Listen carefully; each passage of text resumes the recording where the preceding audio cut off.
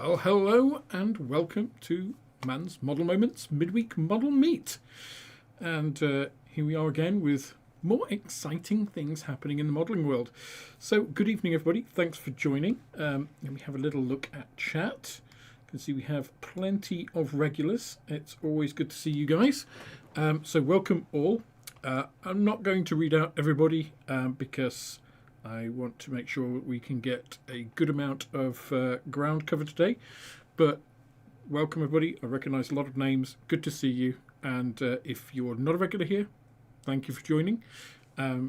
If you don't mind giving the video a like afterwards and maybe even a subscription if you think I've earned it, that would be most welcome as well. So today, in the third topic of January, so we've had an unboxing and 3 topics this month, which is pretty unusual, but then, you know, this is the season of announcements. I'm going to be covering 2 things. So I want to quickly cover the Revel releases, or the release announcements, I should say, and we're going to be doing that in the second half of the program. And I think stealing their thunder, maybe a little bit. First of all, I'm going to be talking about Airfix and their announced flowers that they did yesterday. Now, I've seen a lot of reaction about this. I think the majority of it has been pretty positive, but I quickly got in touch with Dale yesterday and said, hey, would it be possible to have a chat? Now, obviously, these were announced at the Nuremberg Toy Fair. Airfix are over there, or Hornby are actually over there, including Dale. And Dale said, unfortunately, he's not available this evening, but he did agree to do an interview earlier on in the day. So I actually caught up with him morning our time, just coming up to lunchtime his time, and recorded an interview with him where he actually talked about some of the sort of design ideas behind the flowers, you know, why they're happening, who they're for, and actually a good view of a lot of the frames as well. So we'll actually be looking at all of that. So that's pre-recorded. It is from Nuremberg, so Dale was live from Nuremberg on a phone, so the audio quality isn't great in a lot of places, a lot of background noise, so please do bear that in mind. But the good thing is that we actually managed to get to speak to him and have that little chat. So I'm going to play that for you guys and then have a little bit of a discussion after that, and we'll see how it goes from there. So if there's any questions you guys have, any comments, the usual question in capitals or comments in capitals or QQQ, CCC, followed by your comment or question, and then that just helps me pick it out from amongst all of the pieces and be able to cover that. So unless there is anything else, I see you checking in, Drim. Welcome. I shall get to playing the interview. So without further ado, I shall let Dale do most of the talking.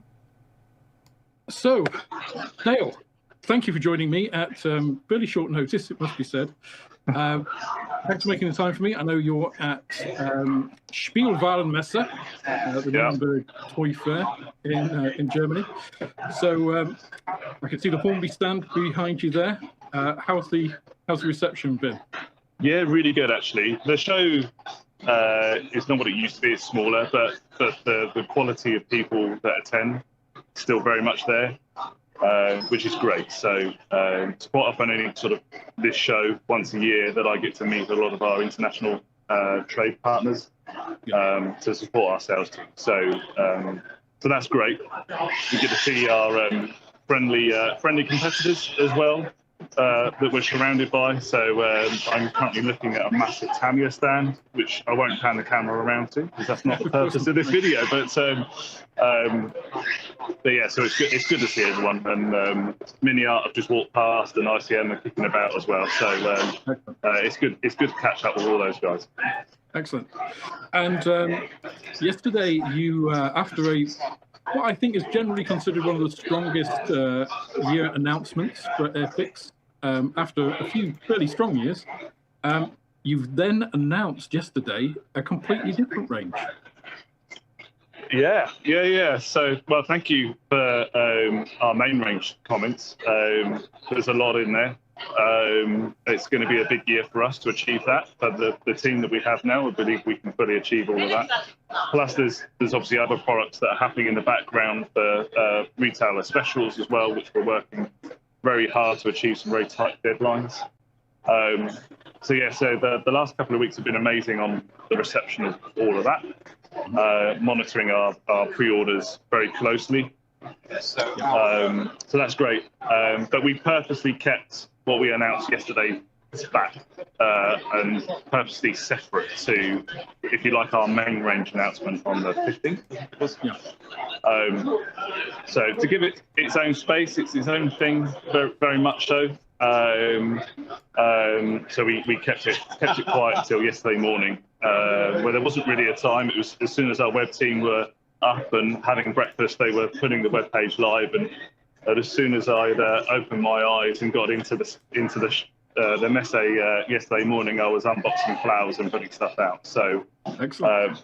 So it's a range of 5 products, very much an Airfix kit, which was our ethos to begin with.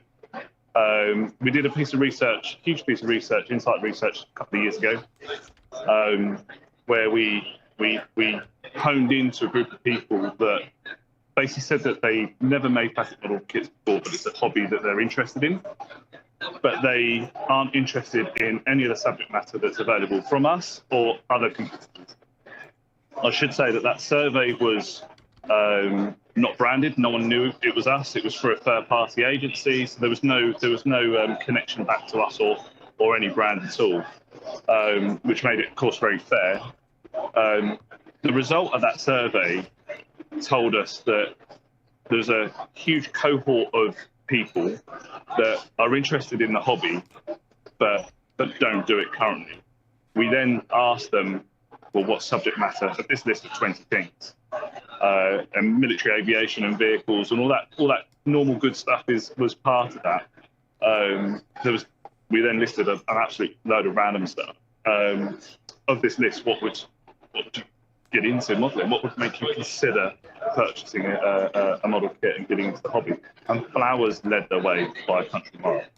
Right. So there was no real argument with the data.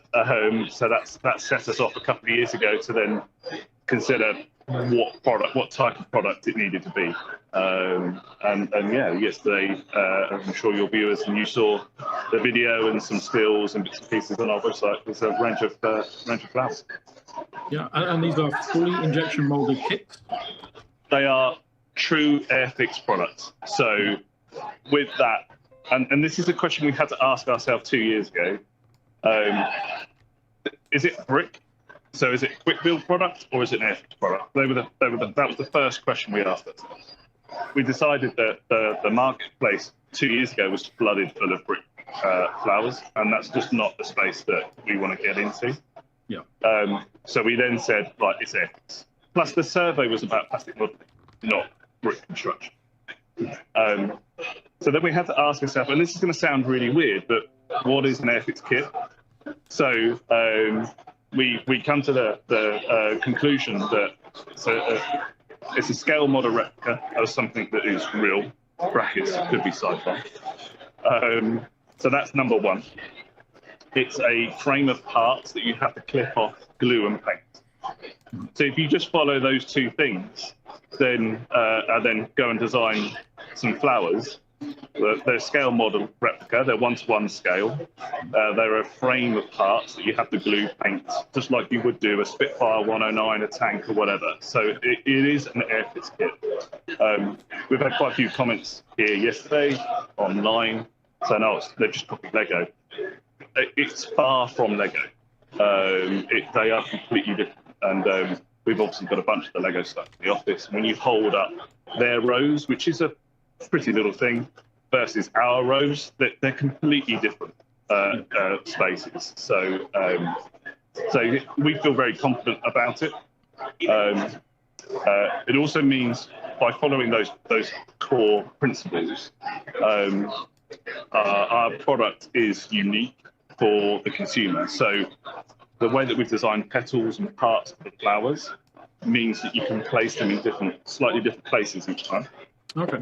So if you build 12 roses, all 12 will look, I guarantee, let alone the painting. The painting you can then obviously make unique as well. So that was very important to us. A lot of the criticisms of some of the brick stuff is that it all just looks exactly the same once it's together, which for some is a positive, for others it's like, well, I want to make it a little bit more personal. So you can do that with our product.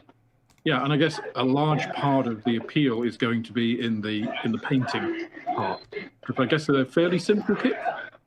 I'll show you. I'll turn the camera on to some of them in a minute. We have considered the target consumer throughout this. So to the point where we're actually going to advise people to paint before snipping off the frame, which, as a traditional modeler, you're most probably going, no, that's very wrong. Yeah, exactly. But with that in mind from the beginning, then we've designed the feed gates to each part that as best as we can in positions where you could then apply glue and you won't see that space. So there will be some where you need to touch it up afterwards. The roses are quite organic. Well, of course they're organic, complex shapes. So then try and get a brush inside a bunch of petals would be quite a challenge for any model. Sort of getting slowly pushed away from this now. So with the target consumer in mind, who are people that have never modelled, they're not complex builds, they're enjoyable builds, but they give you a very detailed scale replica of a flower at the end of it, which you can then, some people will struggle with painting, like they do a tank or an aircraft. We sprayed a load up using Humbrol rattle cans, which was easy as anything. The team have hand painted a load as well. So ultimately, if you've enjoyed your time, then that's the main thing. If you want to display them afterwards in your home or office or somewhere, then great. If you don't, and you've enjoyed your time, then that's ticked a number of boxes as well. And you mentioned there were 5 products. Are these going to be sort of individual flowers or a mixed bunch, I suppose it would be the word? Yeah, a mixed bunch. I spent half a day in a florist, which was slightly alien. I think the most amount of time I'd ever spent in a florist was in preparation for my wedding many years ago. But I get out of debt quite quickly talking about different variants of Spitfire. So let alone stood in the florist going, I think we should do a rose. It's like a florist saying, just go and design a Spitfire, and you say, what mark, what era, what wing did it have? That world is completely alien to all of us. We did our best in researching that side of stuff. A lot of desk research and a lot of physical stuff. It'd be 5 products. There's 3 products that will retail for about £15. £14.99 is our current aim. One pack will have 2 roses, of which we designed 2 different types of rose. I'll show you those in a second. So one £15 pack will have 2 roses. Another will have 2 poppies, and the third will have 1 sunflower, which is quite a big thing versus the other individuals, which is why you get 1 for the others 2. And then the two remaining products are two bouquets. So one wildflower bouquet and one a bouquet of 12 roses with some eucalyptus leaves and stuff like that. In that wildflower bouquet, you get a sunflower, you get 4 chrysanthemums, which is like a large daisy. You get some fern leaves, you get 2 poppies, you get 2 poppy heads, seed heads as well. So it's a really nice mix, colourful mix of flowers. Yeah. The way that we've designed the product, all but two flowers are on multiple sprue, or on the same sprue. So a poppy is on its own frame. Yeah. Which means for us, it will give us a ton of flexibility going into the future.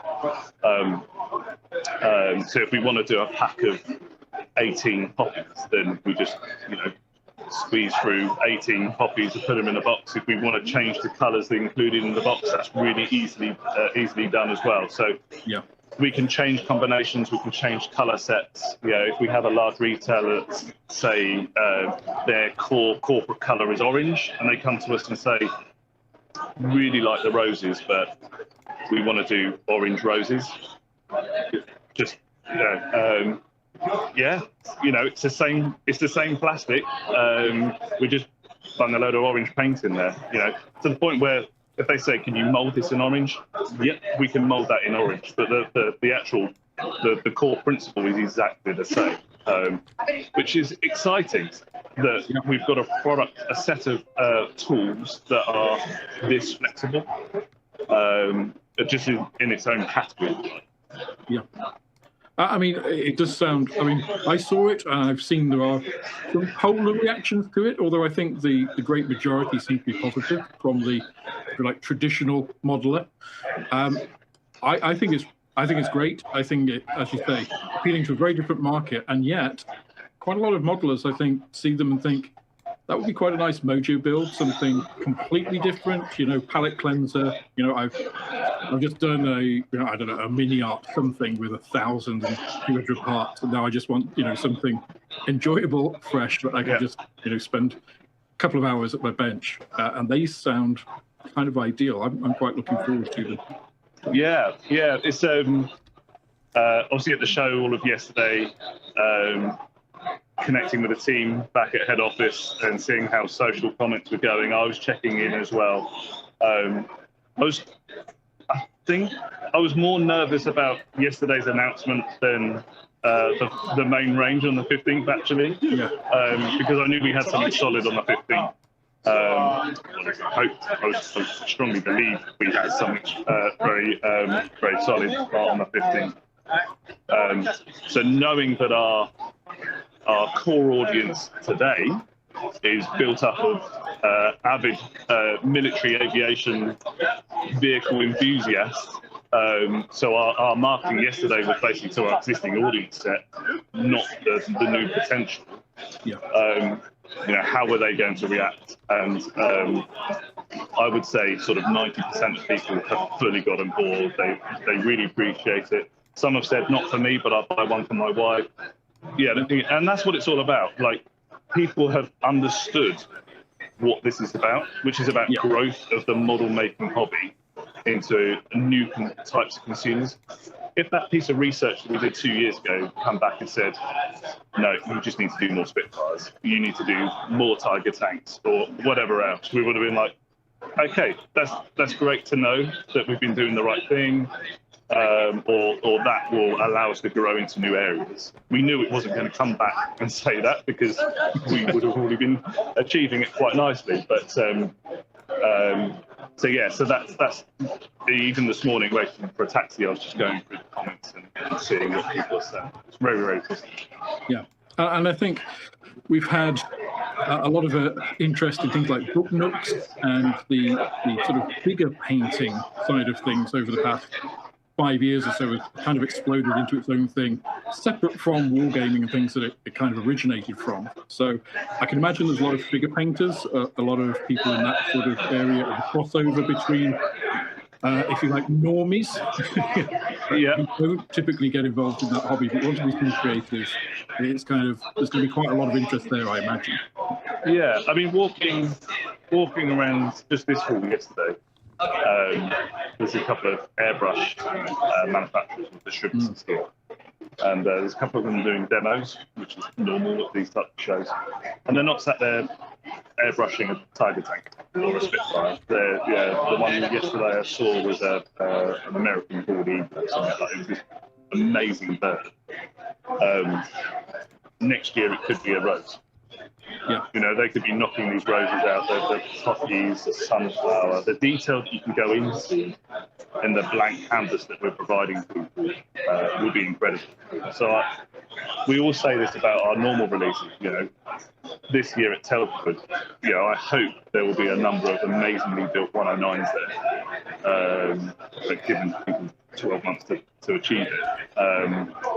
But actually, really looking forward to seeing what normal modelers can achieve with these flowers, because we get excited talking about them in the office. You know, you could use some gloss here and you can make it look wet, or you can make it look like there's a drip coming off it, or whatever else. So if you want to use weathering powders, it could look like some pollen coming off it. There's so many possibilities, just like there is a normal product. But with something organic, it's quite cool. Yeah, and I suppose the new Tosfix 1-to-1 fly model could also be used with them. Well, that was out last year. We saw that last year or the year before. We saw that quite early on, and was it the weekend or certainly early this week? It sort of made a bit of a comeback, and I was being sent links to it, going, yeah. You wait until Monday. So we had a chuckle about that a year or so ago. Yeah. You sort of start thinking, have we got a leak somewhere? Someone's designed a fly for it. But little do they know, we've also designed some insects. So first thing I thought when I saw these was a little burst of excitement, and I'm sure you can't say, but I immediately went to the wildlife range, the vintage classics, the birds. Yep. Any hints? Do we get a preview? Maybe some releases in the future? They have been on our cards for a couple of years now, and we nearly showed those cards a couple of years ago because I think we've got nearly all the tools. I think there's one or two that we've got. But we've recently looked at plastic, and with the sort of main objective of flowers to reach a new consumer type, we felt that the birds weren't the best product. So it would be a vintage classic product. Well, it's a vintage classic era tooling, as we call it. Whether we put that label on it is undecided yet. Yeah. But they won't be particularly easy builds, and they certainly won't be very easy to paint with those little feathers and bits and pieces. So, but it does pave the way for those. Let's see how flowers go for a year or two. We've got a bit of a product timeline for this stuff, but then yeah, the birds will come back at some point. It's just your flowers arrived quite in time because I had a bit of a delay. So this is the Airfix Robin. Okay, yeah. So this is one of them. I think it will go quite nicely with some of those flowers. So I might add to that later. We a couple of years ago, Amanda Kirkby of the Airfix Modelers SIG, they did an amazing display at Telford a couple of years ago, and Airfix actually did a box of like dry flowers, which we never knew about. No one in the team remember or has ever seen them. So we was having a look at this 85th anniversary display at Telford, going through all of that, and obviously there's some 109 posters, and I'll be like, okay, yeah, tick. And then the flowers were like, well, that's interesting, isn't it? Because everything's been done before. So not very different. These aren't dry flowers. They're plastic injection molded on a frame flowers, but interesting that the thought has been there before.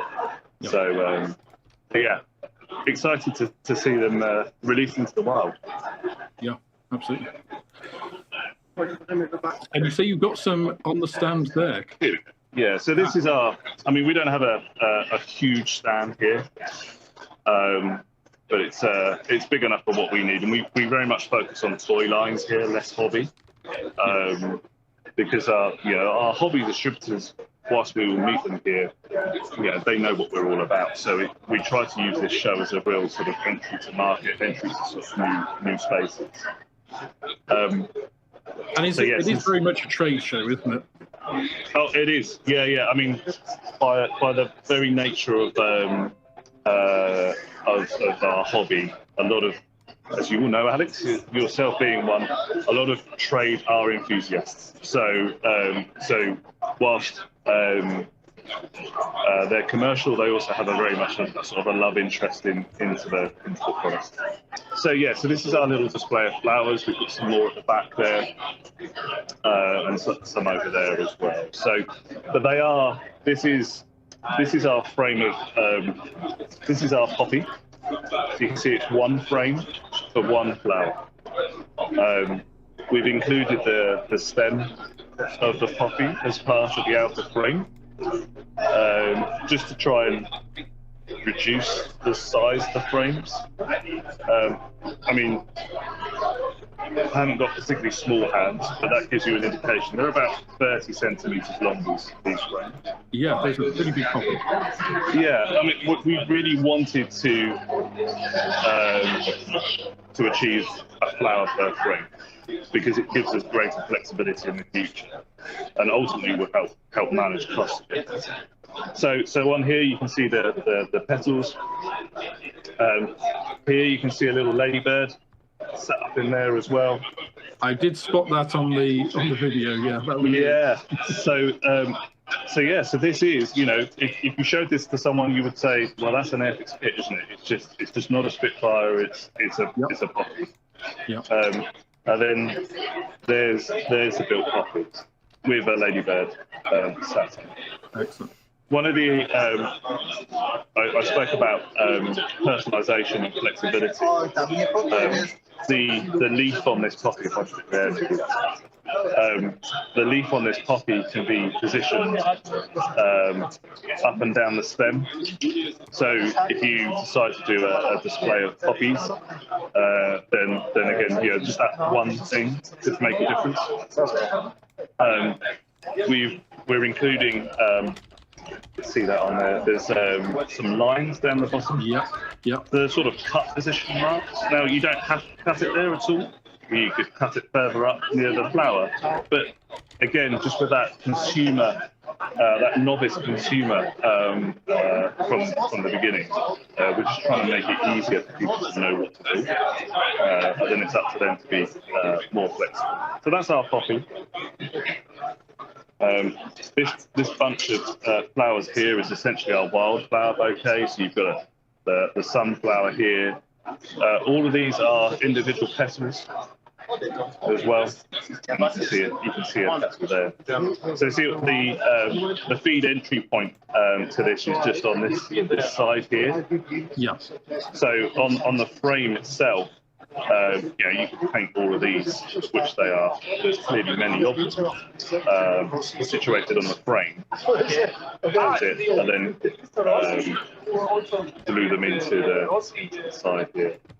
And again, flexibility, keeping it very personal. You can put these petals in different locations all the way. You can see how they're all different shapes. Yep. And they just slot in there. So a little bit of glue. I keep on meaning to grab some glue, but equally it's quite nice to put in there. So. It's the weirdest propeller I've ever seen, Dale. Yeah. Who's to say it's wrong, eh? So then we've got some chrysanthemums in here, which there's two stem types. There's the poppy seed head with a grub, a caterpillar, on here, which is quite cool. And then we've got two roses. So what we're calling internally a simple rose, and then a complex rose. Oh, right, yeah. So I'm told that this is quite an old rose, and then this is a more modern rose. So they go together. The build process is quite different, actually. So this one here, if I just move these. This frame here is what I said is a simple rose, and that's the whole flower again.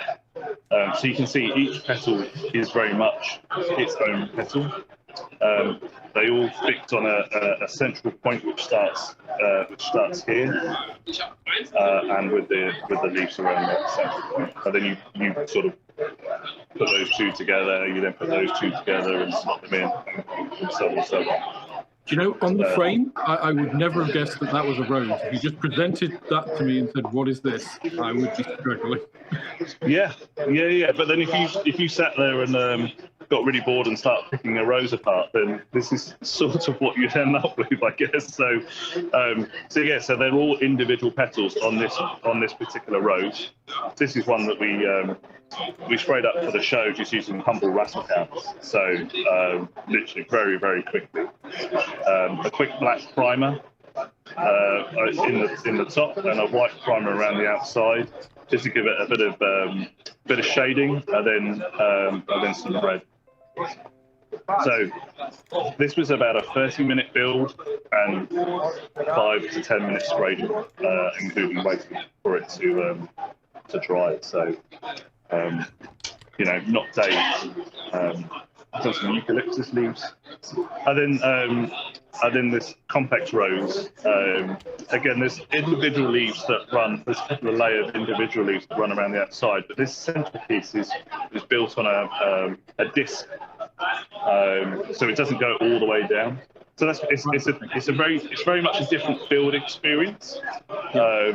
One of the things we learned through building some of the brick stuff was it's very, very repetitive, which is why our bouquet of roses is just 6 roses. We think that's enough for anyone to sit there and build the same thing. But paint it all very unique stuff. So you can see these two were hand painted in the office, and then the rest of these were I think some fern leaves. So that's they're the built examples with frames. So we're quite well advanced with these things now. And then if I just take you. Move my screen. And these are just some board mock-ups. So you can see there, they'll be square. We're planning for them to be square box fronts. And then the single and double patch will be half of it. So.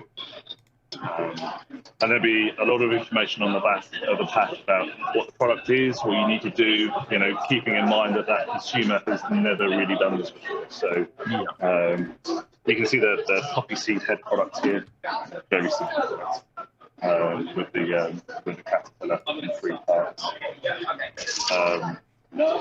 And this is the sunflower. So the sunflower is 3 frames. Trying to do this with one hand. Apologies. This is what I mean with that. The frame of petals. You could very easily paint these whilst on the frame.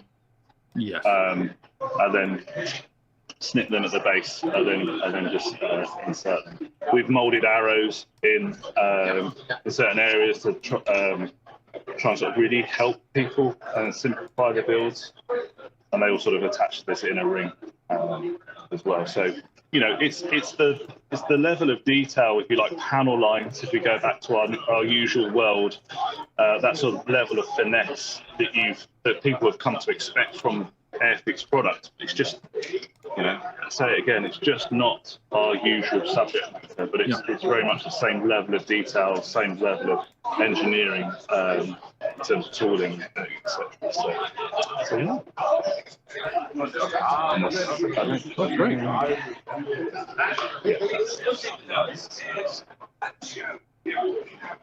Well, thanks, Dale.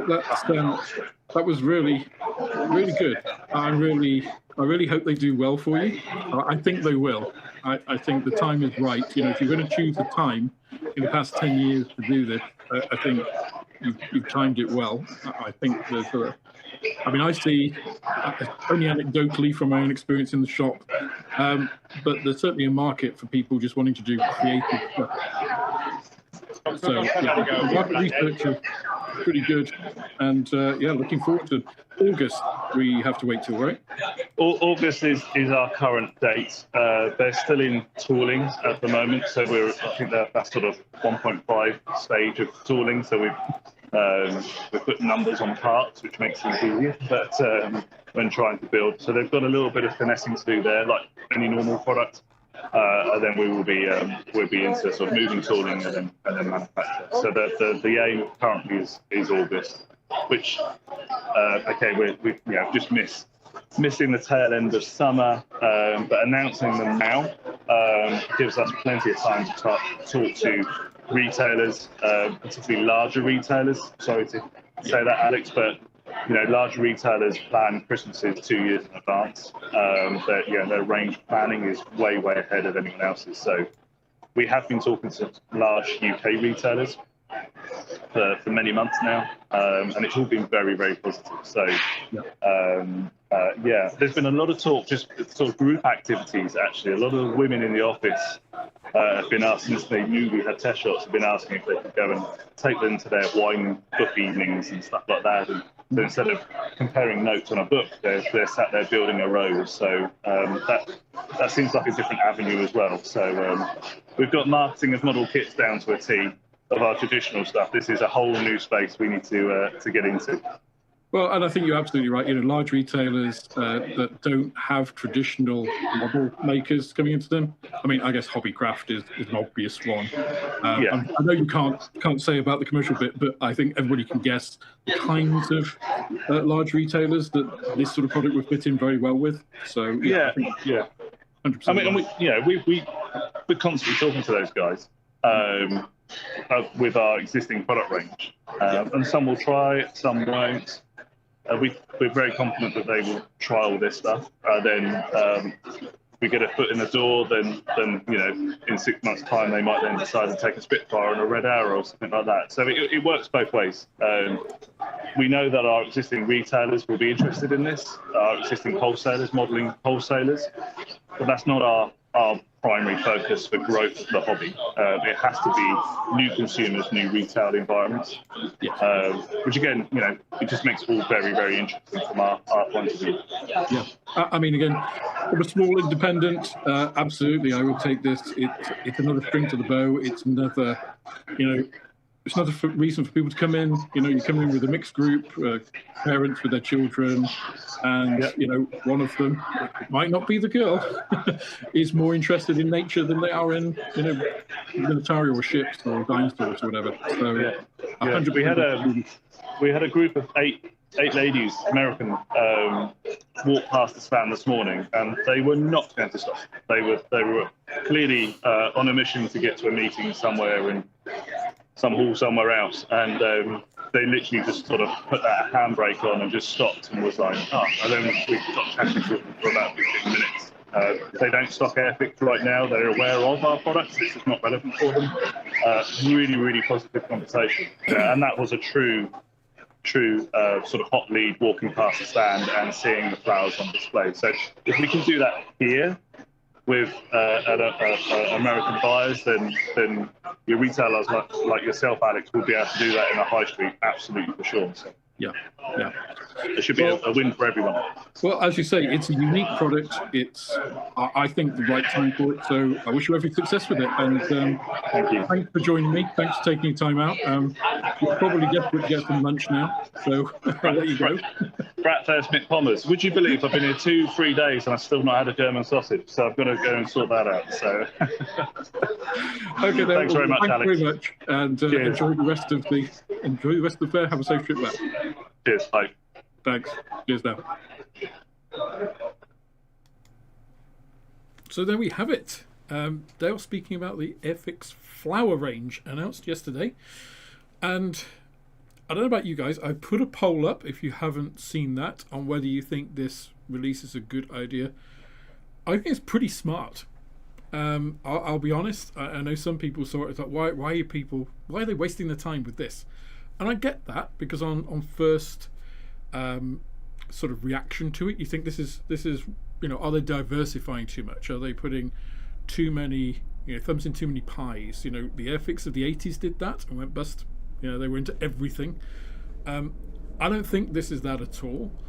And one of the things, actually, I was talking to Dale after we ended there. We kind of carried on talking a little bit. And one of the things is, I said, and he kind of was mentioning about, they've done this still with all of the range. As I say, one of the strongest range releases we've seen. If these were, okay, we can't do the Phantom and the Canberra this year because we're going to do the flowers, I think people might have reacted differently. It's like a weak range release, and they're doing flowers. They're taking time away, and it's not that, right? They managed to put these in, and still have a really, really strong release schedule. So, I think it does appeal to a completely different market. I think it's the right time. From what I see, in the shop and in the forums and things that I'm in line, which aren't sort of traditional modelling, if you like, the more the gaming, the figure painting, the creative book nook, as I mentioned, those kinds of hobbies. I think they fit in there quite well. I'm actually quite excited about doing them myself. I think the painting opportunities have to have a full colour mixing video about flowers now. All those colours that you never get to use normally. So let me just have a little look at some of the comments. I've been reading some of them as we've been going along. But of course, you haven't been able to see that. So Julian Hall asks a question which I think was answered during the interview.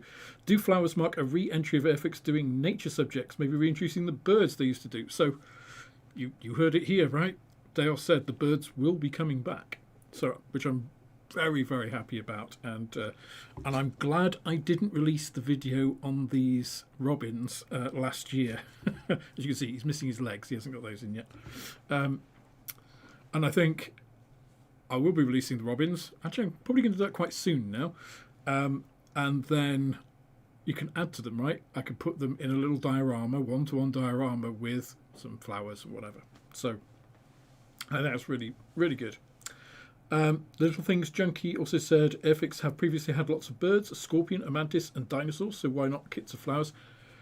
The scorpion and mantis were actually, I think, AMT toolings. The giant scorpion and mantis attacking a city, I think it was, and crushing cars and things. I believe they were AMT kits, but they certainly did have birds and dinosaurs. If they did do mantis and scorpion as well, then apologies, but yeah, as I just said, the birds are going to be coming back sometime. I think they'll be successful. I think the flowers range will be successful. Whether it or not it's successful with us, as traditional modelers, or not, it's not where it's aimed for, as he was saying. It is to open it up to a slightly different demographic, and I think that is great. Okay, just some other comments coming down here. Pretend the TSR2 is a bird and re-release that one. Well, we had, you see, I think for me, the question mark over the TSR2 has become less of a question mark because they released the Lightning, right? And the Lightning and the TSR2 are in that similar sort of space. They have the same sort of tooling date, same sort of level of detail. So, I don't know. I think the TSR2 might be a re-release either this year or in coming years as a surprise, or in coming years. Little Things Junkie says, I can see that Poppy being tied in with the RBL for next November the 11th. Very good point. And I think, if you're doing a British Legion sort of First World War diorama, kind of a remembrance type thing, including one of those poppies with it, I think is kind of perfect. But yeah, it would be a great tie-in, wouldn't it? That if you buy those kits, a certain proportion goes to the Royal British Legion. I think that's a fantastic point. Simon's Mollingshed said, great for hay fever. Love it. You see, I suffer from hay fever. I used to suffer from it very badly as a child, less so in later life. So yeah, being able to have flowers that don't produce pollen, fantastic. Adrian says, opium poppy, question mark. I did think that when he mentioned the seed heads. I thought it'd probably be inappropriate to mention it at the time. Julian again says, those flowers would look great with zenithal shading and contrast style paints. Indeed, yeah. And I think you could get a really good sort of punchy effect with that, and then, as many mini painters do, going with that. It's a whole thing, actually. The whole... I think these would actually help a lot of traditional modelers with the kind of painting that you need for minis, for figures. So... there we go. I'll look at possibly doing some videos on that when they come out. I'll put those on my planning board up there. Little Things Junkie says, this is much more appealing than I would have imagined. Yeah, I think having seen the frames and the way they're laid out and built up as well, for sure, for sure. Question, when will they be available on the website? That's a good question, because they said August. Whether they'll be doing pre-orders for them, I don't know. I mean, we don't have any information in trade separately. The announcement came to trade and public yesterday, all the same. So we have no idea on that one. If I buy one online, will it be delivered by Interflora? Little Things Junkie, I don't think so. Question, Alex, will you be stocking these in the shop? Absolutely, 100%. Yes, I definitely will. So I like to keep the shop stocked with stuff that I wouldn't necessarily build myself. I think one of the, if you like, duties of a retailer is to stock what customers want, not what you want and find easy to sell. So yeah, so I've got the weird manga spaceships, and I've got sci-fi and dinosaurs and ships, and cars, which are not my traditional builds, and these fall into that as well, right? So absolutely, and I think the price point isn't bad as well. £15, that's a good, I think, a good price. Okay, I think we've gone through all of the. So Fina says only one thing. They were £15 a pair, though. Yeah. Which I don't think. So bear in mind, these are going to be £15 for a pair of roses. They're going to be effectively like starter sets. So they're going to include the bits in the box, right? You hear Dale talk about, if there's a corporate thing and they wanted orange ones, you could put orange paint in there. So they're going to come like a starter set. So if you can imagine the starter sets for 1/72 Spitfire is $11.99 RRP. If these are $14.99 RRP and you're getting that in, it's not a huge margin. If you get 2 roses, which mass wise I think are going to be more than the 1/72 Spitfire. And Simon's Modelling Shed said, yeah, cheaper than a real bunch of flowers. Absolutely, for sure. Yeah, I mean, real flowers, especially roses, are expensive. These will certainly last longer.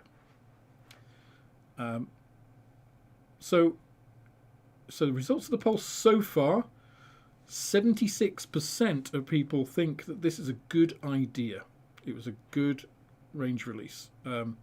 Only 7% said no, 17% undecided. So that's a pretty resounding positive response, which is, I think that reflects what we've all seen from, comments and posts online. And I think it's reflective of the general feeling of it and vibe. I think it's very positive from Airfix. We already had what seemed like a very, I think as Gary described it, it's a very confident release, and I think this kind of adds to it. So it being a separate thing as well, this isn't one of their surprise announcements for the Airfix range. It's completely separate. So again, bear that in mind. That's not bad. £90 a dozen. Somebody said, well, remember they are doing a box set of 5, or was it 6? No, it's 6, wasn't it? Which I don't know. I imagine that'll be like 30 or something, right? It won't be, because you get a bit of reduction in there. So it'll be £60 a dozen. So, but for ones that last forever, yeah, it's not bad. Not bad. All right. So that is the Airfix Flowers, and I thought it'd be interesting for you guys. It was certainly interesting for me, especially seeing the frames there, which of course, none of us have gone to Nuremberg, so we didn't get that. Apologies for the sound quality. It's just one of those things, somebody's, especially towards the end. I don't know why somebody was whistling, or they had a toy whistle or something. That was really annoying, but I think we managed to get the general gist of it all right, and Dale came across pretty clearly, I think. So, okay. Next is the Revel announcements at the Nuremberg Toy Fair. So, I haven't had time because of the Airfix have kind of muddied the waters a little bit for Revel with this, because I haven't had time to go through these properly and do all the research that I did with the Italieri one. So this is just their announcements as they kind of announced them and presented them. Let me get onto this and just make sure it all works, which it doesn't. I need to... It doesn't matter how many times you set these things up. It always changes slightly.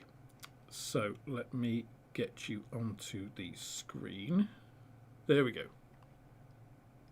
Okay, that's not in the right place.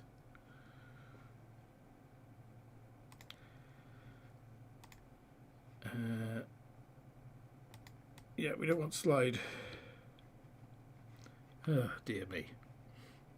Let's try that again. Oh, and it's still doing it wrong. Right, we're there in the end. Apologies. 2026 releases from Revell.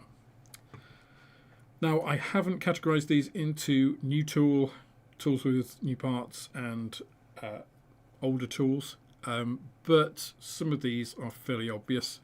So let's have a little look through them. We'll go through fairly briskly because obviously Airfix have taken up half of Revell's time here. All clever from their point of view. So the first ones we have are click kits. So these are meant to be used without cement. Obviously you can use cement as well, but they're designed to be used so you don't have to use cement, so making them a slightly easier build. And there's a couple of Formula One releases, which we haven't seen a huge amount of in the past, or in the past few decades, because of licensing and all of that kind of thing. So it's nice to see that they have managed to get, and we mentioned this when I spoke to Luke in Revel, that Revel have some very good lawyers and licensing department that managed to get all of this. So the first is the McLaren MCL 39. Strangely, they've gone for 1/20th scale. Now I think this is a good release, but I don't know why they didn't go for a more traditional 1/24th. It wouldn't be terribly much smaller, and it would kind of then fit in with the traditional car scale, if you like. But we have 1/20th scale McLaren MCL 39 with the ability to build it in the livery of both drivers. Not much will change, but they do have slight differences on them. And then also the RB21 from Red Bull Racing, which I think is a nicer looking machine myself. Again, with livery options for both drivers, and again in 1/20th scale. So I think this is good. I think it's nice to see Formula One stuff returning, to sort of mainstream model releases. Although these are click system, they are relatively complex. They've both got almost 200 parts, I believe. So there's still going to be quite complex builds. So, not bad, I think. Next is a little bit more curious. This is the Red Bull Racing RB21 from Fast and Furious. So this is in 1/16 scale. So this is a fairly big kit. And again, this is click system, not like a traditional sort of model kit, as you were. In one sense, it's less of a model kit than the Airfix Flowers in that respect. But again, you know, it ties in with an existing franchise. We'll see a little bit later. Revell have also done a release for other Fast and Furious cars. But there we have the Red Bull Racing RB21. It's going to be a pretty big build, that one. Then we have the Ford Mustang GT 2024 model. The 2-in-1 kit, because you've got different options here at the back. You can see, obviously you can only build it one way, but you've got the option for the spoiler or not. I'm not quite sure what other differences are other than the alloys there. You can see the different alloys for the slightly different versions. Oh, and I think the wing mirrors are also slightly different. This is the more traditional, well, obviously you have this thing with Revell, 1/24th, 1/25th. I did actually see my script for the Battle of the Scales for civilian vehicles, which I've almost finished. Almost finished last year, got distracted with other stuff. 1/24th, 1/25th is an interesting discussion, different origins. So I will come back to that and cover it.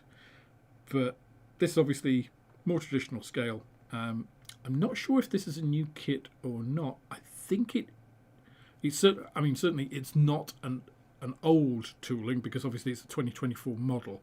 I can't remember whether they released this in 2024 or not, whether this is new.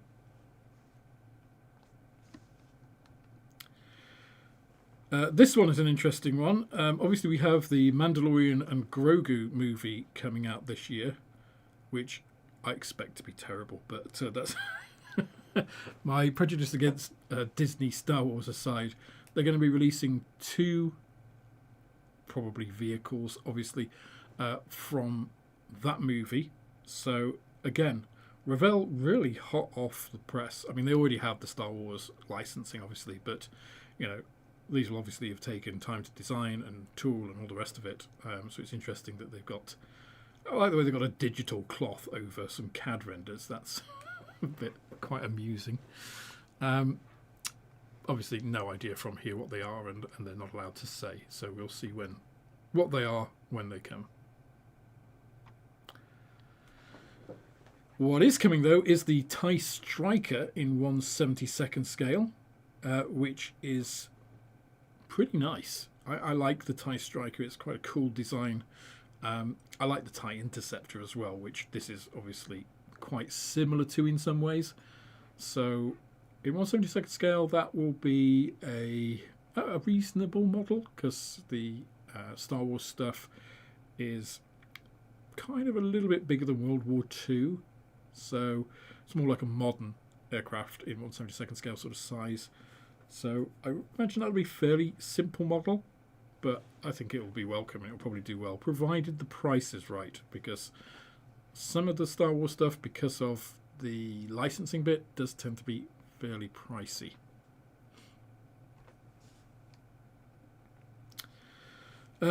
We then get onto aircraft, and first stuff off we have is for the Lufthansa anniversary. So we talked a little bit about kind of the opportunity that hasn't been taken by Airfix on the JU52 for doing a Lufthansa anniversary version, unless they bring one out later on in the year as a surprise, which they might do, because it would need new parts, because the civilian version and military versions do have different makeup.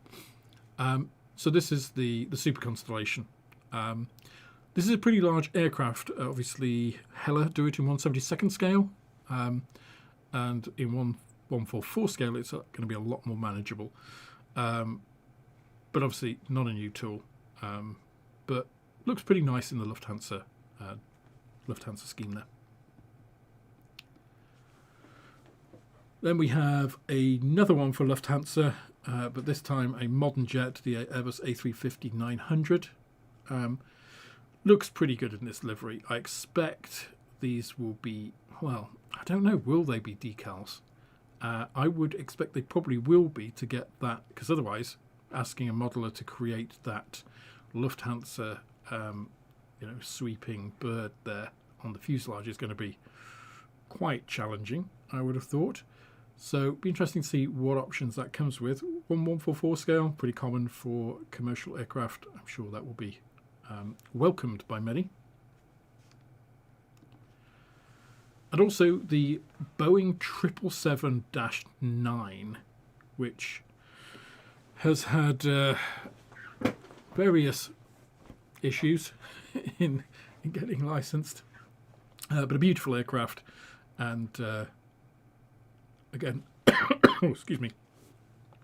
And again, I think a lot of civilian aviation modelers are pretty ill-served by most manufacturers. Revell are one of the few that actually do new toolings for those. Whether you think they're a good or bad set of toolings, I think some of the modern ones are pretty good. Some of the older ones are variable. So we shall wait and see what this one comes out as.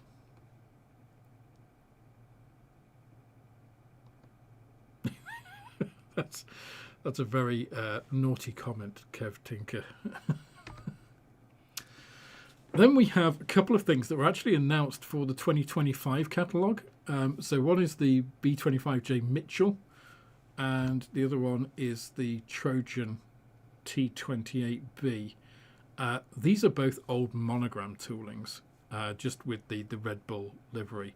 And I honestly don't know why they're digging these out as and sort of promoting them in the way they are. But if you wanted an old monogram tooling of these and you want some Red Bull livery on it, there you go.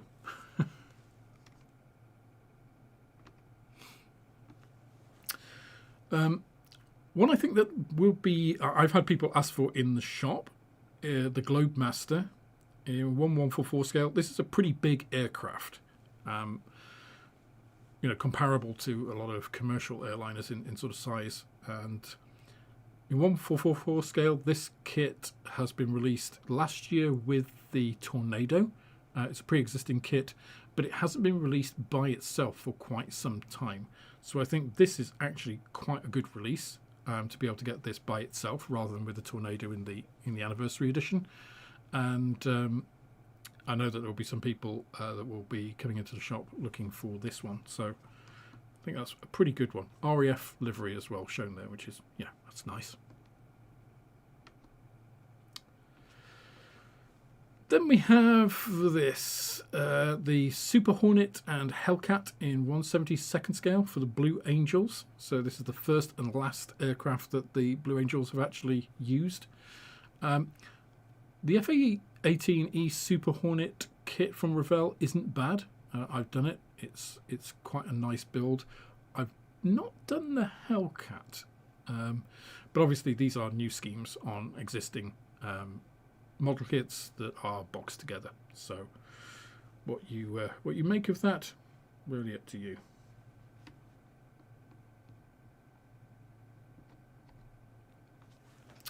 Then we have this set, which is going to be huge because this is a 1/72nd scale B-52 and X-15.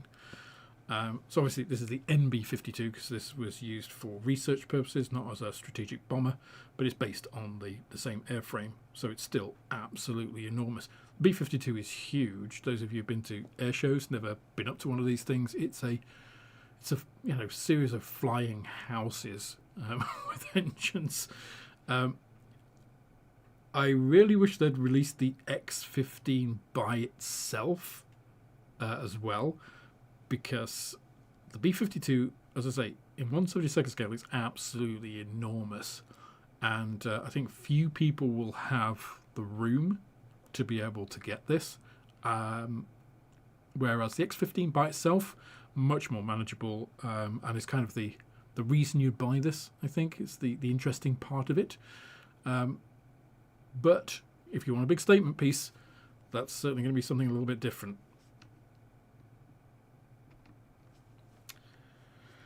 We then have the Typhoon in this is the FGR4 version in 1/48 scale. So if you don't want to build the Airfix 1/72 scale with this Moggy scheme, Revell have you covered for it in 1/48 scale here. So obviously this is their existing FGR4 kit with the new decals and scheme here. One a lot of people will be looking forward to, though, the re-release of the 1/48 scale Blackbird. This is the B, this is the training version. To be honest, I wouldn't build this version because I think sticking the extra cockpit on just ruins the lines of the SR-71. It's such an elegant, sleek looking plane, and then it's got this little hunchback on it. It looks like some, error of nature. But again, in 1/48 scale, it's not a small aircraft in 1/72 scale. So in 1/48 scale, this thing is a monster. So yeah, again, they've gone big on some of these aircraft for sure.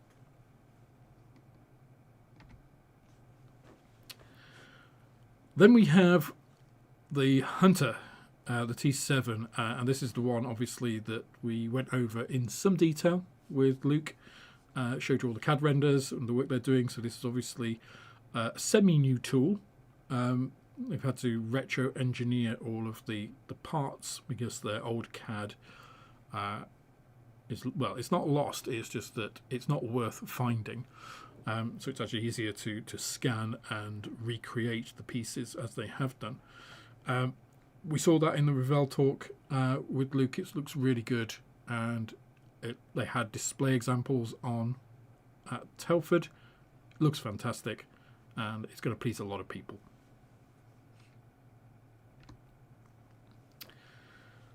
We also have the Eurofighter Typhoon in 1/32 scale.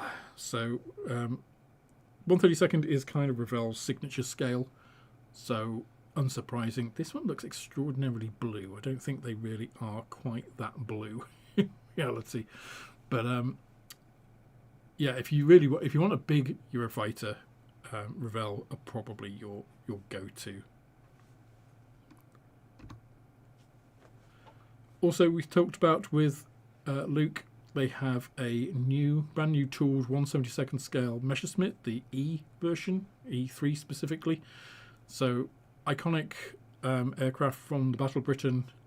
It's the kind of version that everybody thinks of immediately if you talk about the 109 to a non-modeler, non-historian.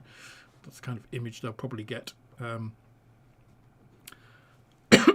Excuse me. Oh, I didn't get a drink tonight, so apologies for the dry throat. So obviously there's lots of 109s around, but I don't think Revell have a decent E in their library to date. So it makes sense for them to do this, and it's probably I think it is going to be the most modern 72nd scale E out there. I don't think there are any others being released this year. One that I'm quite excited about is the Flitzer. So this is a 1990s, late 1990s kit. It's really nice. I built it back then. It goes together really well. It's a nice looking little thing, and it comes out in their P series. So they've been doing a whole lot of these. They did the Messerschmitt P1099 last year, and it's from what I would consider the golden age of Revell, when they were doing really good toolings. And this is a nice little mojo build, this one, for sure. If you want something a bit more involved from the same period, the JU-290 is being re-released. So this is the Sea Eagle, Sea Adler, in 72nd scale. This is a huge aircraft. So this was used for maritime reconnaissance. It's, again, I built this kit. It's great. And if you're interested in this subject, I think it's the only horse in town, but it's also really nice. So we'll have to see how the tools have aged, but it was a very nice tooling at the time. and for 72nd scale, I think it's got all the detail that you would probably need.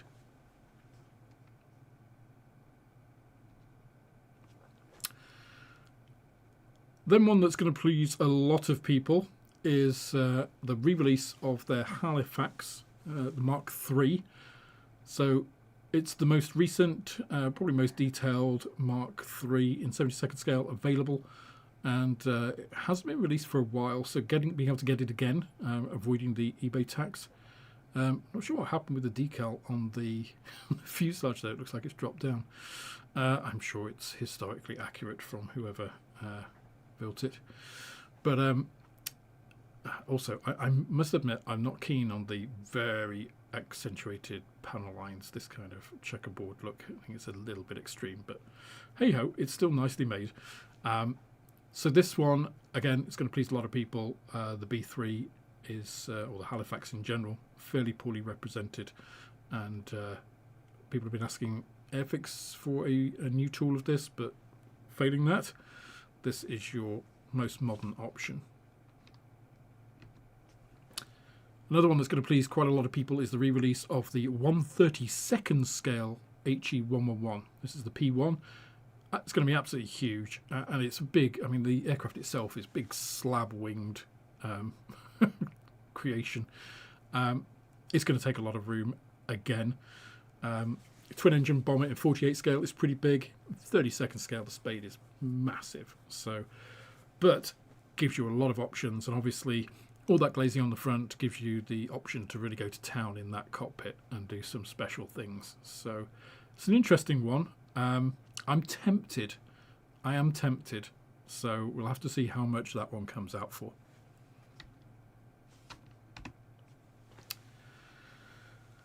Also the 109 G10 Erla canopy in 1/32nd scale, another 109. The G10 is probably, the G10, G14, probably the most elegant looking of the G series, with the smooth cowls on top rather than those great big bulges. So yeah, it's a nice one. I think I've done this one. I think I've just done it once, but it's a nice kit. It is a nice kit. And then the one that I'm really looking forward to is the 262A1/U4. This is the Pulse Explorer. So big 50mm BK cannon in the nose. This is based off their, I think it's a 2016 kit of the 262, which I missed at the time. I really hope they just re-release the A1A version. But the Pulse Explorer nose and everything has been completely new parts. So really looking forward to this. I think this will be a very, very nice build. The 262 is one of my, if not my favourite aircraft. So looking forward to that one. We did talk about it again when Luke was on the show. So if you've not seen that one, if you want to see some more details, do check that video out.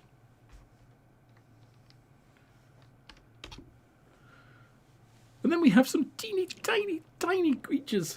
This is the Westland Puma in 1/144 scale. Little helicopter in tiny scale. No, thank you very much. If you're into them, you're into them. I am not. I've done far too many helicopters in the last 3 or 4 years. I'm quite happy with doing 1/48 scale Sea Kings and Black Hawks rather than 144 scale Pumas. But it's a nice little addition if you're into the scale to have the option to build this again. It's great. And then from the sublime to the ridiculous, we also have a Puma in 1/32nd scale. This is actually done as the Bundespolice, the military police. So that's going to be a lot bigger. Again, this is a re-release. It's not a new tool. And yeah, those of you who know helicopters will know of this kit. I don't know that much about this one, I have to say. But it's a funny looking thing, isn't it? But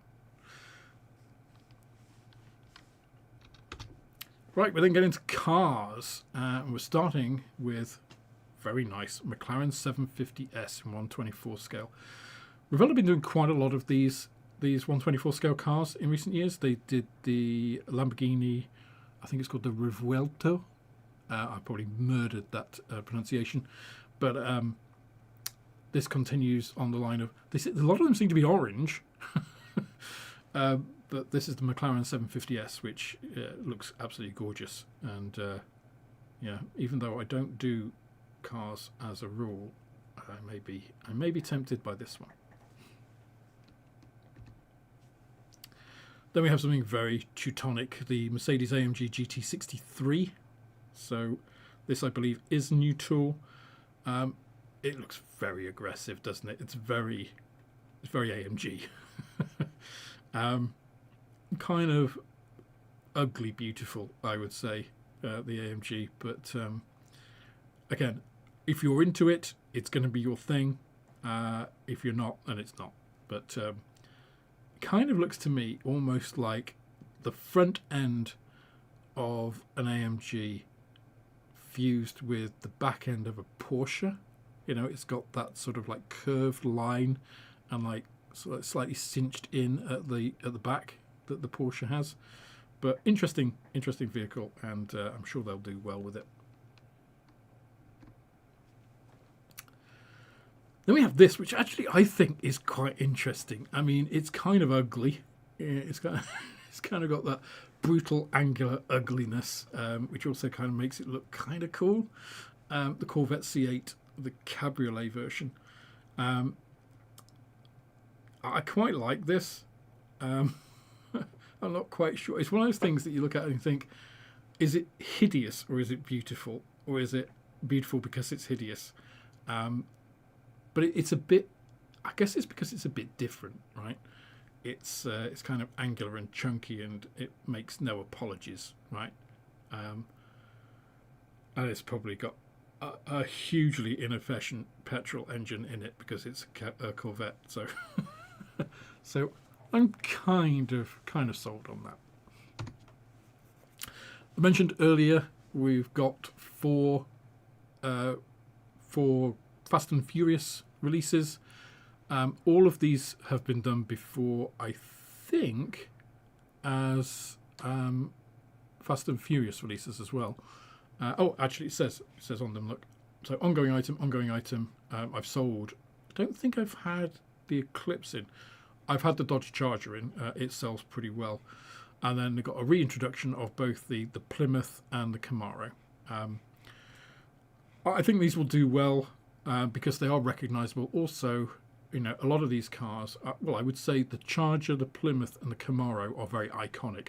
Not so sure, you know, the Eclipse, not so sure about. Not sure that's going to do as well as the others. But yeah, my God, we're on to Fast 11 now.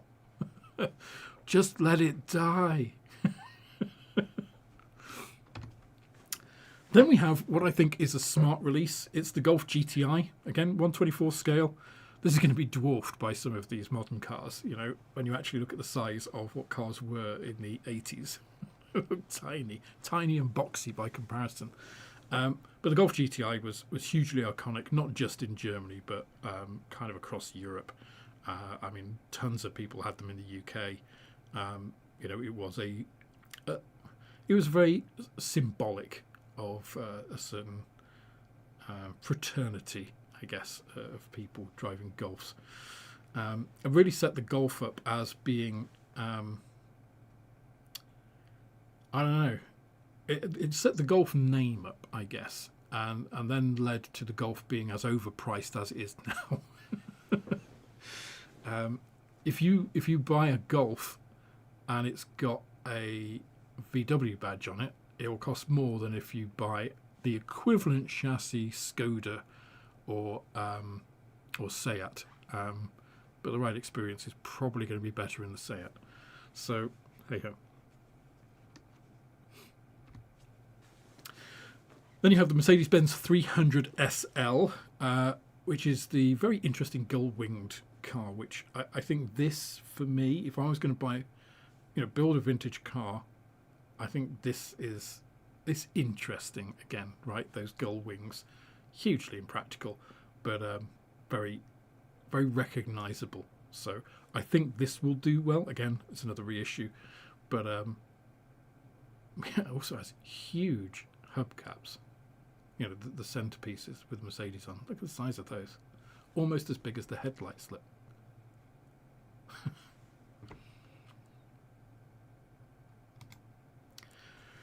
Then we have something that interests me absolutely zero, and I'm not sure what the appeal is outside of kind of the German market. I don't know if you were a company executive in the late 80s, early 90s, I guess this is maybe for you. But I mean, this to me is, Mercedes at the time, it's kind of a slightly smooth brick, right? Whatever it was to drive, just in looks wise, and also having your show one in grey with a burgundy. I mean, tell me you're from the 80s without telling me you're from the 80s. It's like a burgundy interior. It's like, wow. Obviously a re-release. Nobody would tool something new with a burgundy interior, surely. But yeah, grey and burgundy. Wow.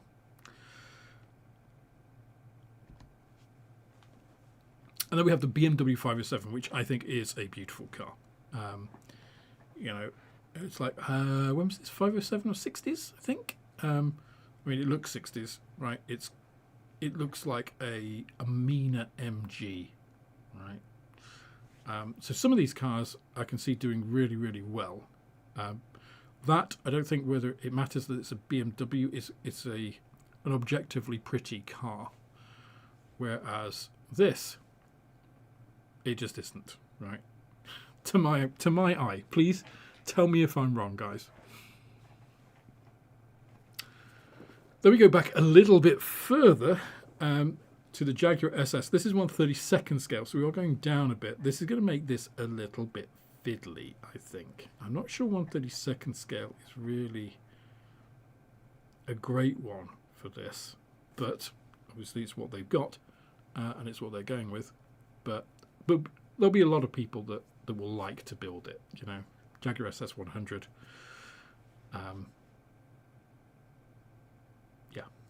What more can you say? Then we have the Aston Martin Ulster, also 1/32nd scale, same sort of vintage, same sort of,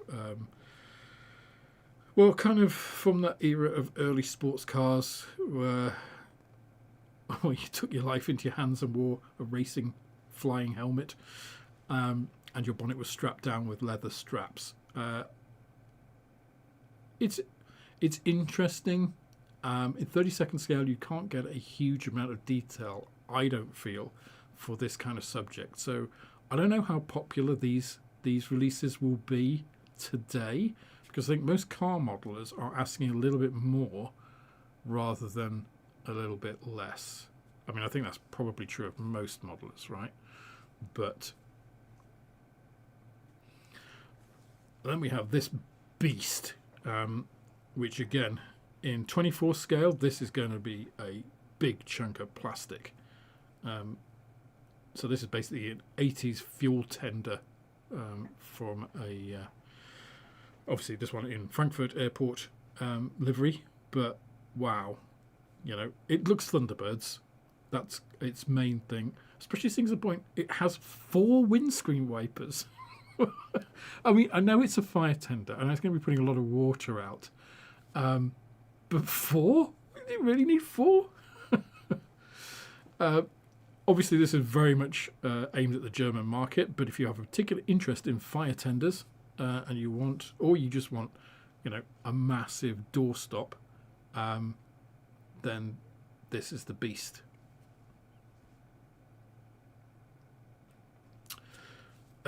We also have, and Revel have done several of these over the past few years, of 1/87th scale kits of steam trains. So they had the Big Boy Loco, they had, I can't remember what the name of the other one was last year. Now they've got this, the Orient Express, in 1/87th scale. I mean, I guess they are successful reissues because they keep doing them. So I presume there's a market for them. But I think it's pretty niche. I don't think this is one that many modelers, who aren't into the subject matter specifically will pick up as kind of like, oh yeah, I just fancy doing this as an interesting alternative. Because 1/87 scale is quite small, and it's very particular, right? Obviously, if you have an HOO scale setup, then this could easily go in a yard or something. But would the Orient Express be? Will most people go for rolling stock? Not sure. But anyway, that's their offering for this year. Then we have this, which actually I think is quite interesting. This is the Maschinenmensch from, of course, the movie Metropolis. This is 1/8 scale, so a fairly big figure.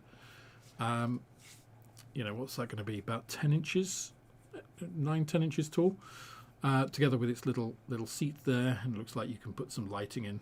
I don't know whether that probably won't come with that. It's probably been added afterwards, but I think that's an interesting one. It's the only thing is it's quite a static figure, but let's face it, it's not going to be that difficult to make and then paint that one. So again, I think this release really depends on the price point. But I think it's interesting, and I think it's good to see model companies doing these slightly more esoteric releases. We just spent an hour talking about flowers. So again, I think this is pretty good.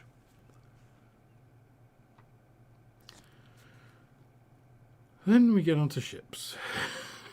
The Firefighter Harbour Boat in 1/87 scale. Yeah. I mean, this is ancient, right? I think it's the old tooling. I'm fairly sure if you look at this at the front and the lack of detail on it. Yeah. Again, this is one of those things that's very particular. I think this is probably more likely to be picked up by model railway people who want something like this sitting in the harbour, the bay of a big railway display that they've got, a big rail layout, rather than that. But it's there should you want it. Then we go to sublime to the ridiculous here. We've got the USS Constitution, 250 years of US Navy.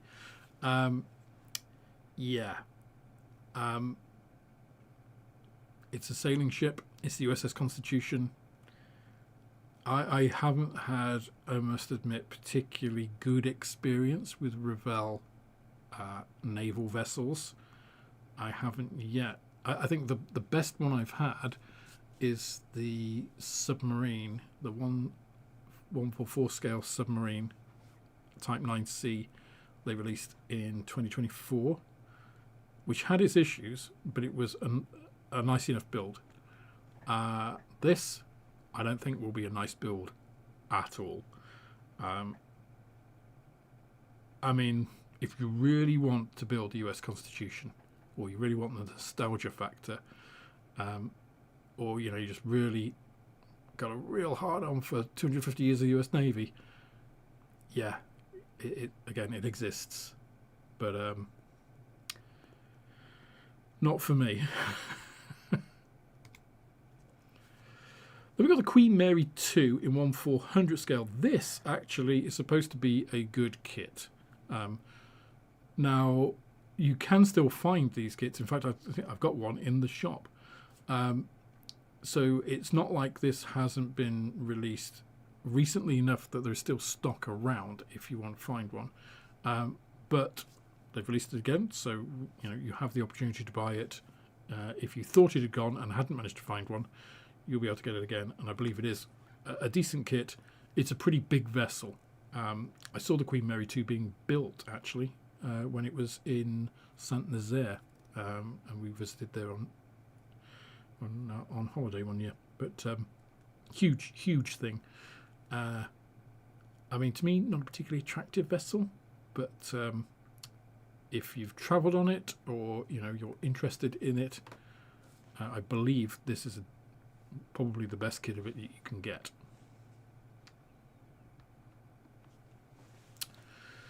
And then you have the Platinum edition of the Titanic in 1/400 scale, which comes with metal parts, wooden deck, photo etch parts.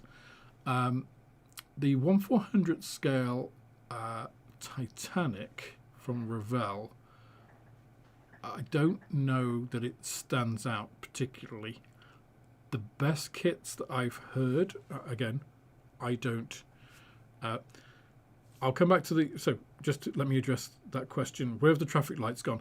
As I say, I didn't have time to go through all of these properly to give my traffic light system. So I didn't want to give something, a yellow or a red if I was doing a disservice. So I like to do the research behind it if I'm going to give it traffic light. I gave some traffic lights at the beginning because they were brand new.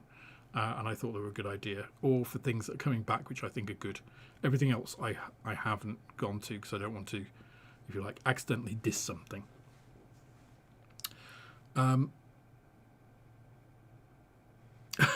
Scale Model Apprentice also says, I'm currently building the 1995 release of the Constitution.